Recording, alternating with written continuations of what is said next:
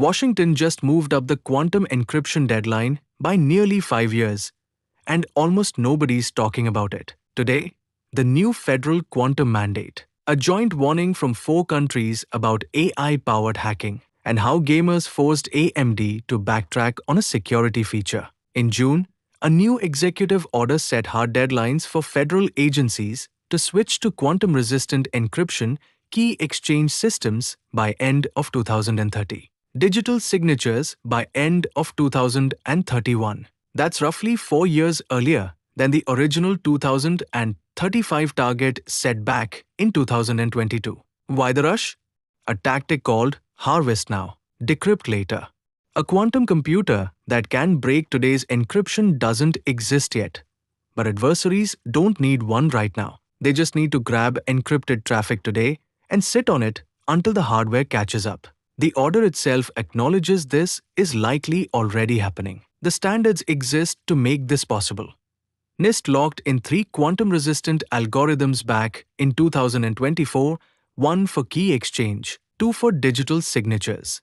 Agencies now have 30 days to name someone in charge of the migration and 90 days to inventory every system that needs upgrading. If your company sells software to the government and you're still running old-school RSA encryption, the clock is ticking. Meanwhile, the cybersecurity agencies of the US, UK, Canada, and Australia put out a joint warning: AI isn't a future cyber threat. It's happening now.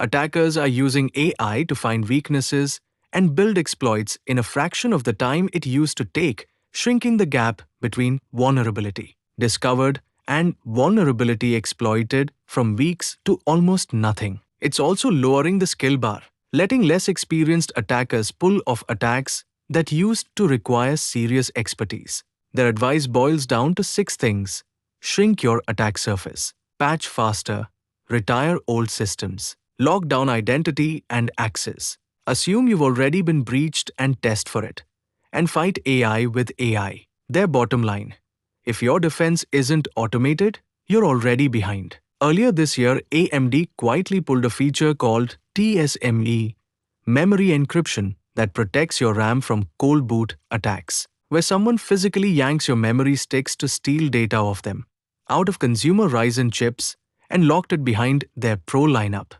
Users noticed the feature worked inconsistently across motherboards and firmware versions and called it out. AMD didn't explain why it disappeared, but after backlash, they announced Memory Guard is coming back to consumer chips in a July BIOS update. LastPass confirmed a breach tied to stolen OAuth tokens from a third-party vendor.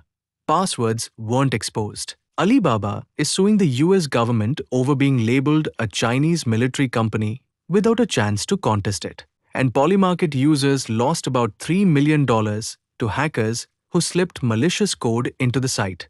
Polymarket says it will reimburse everyone affected. Quantum computers, AI-powered hacking, hardware fights, security is moving fast this year. Stay sharp, stay patched, and we'll see you next time.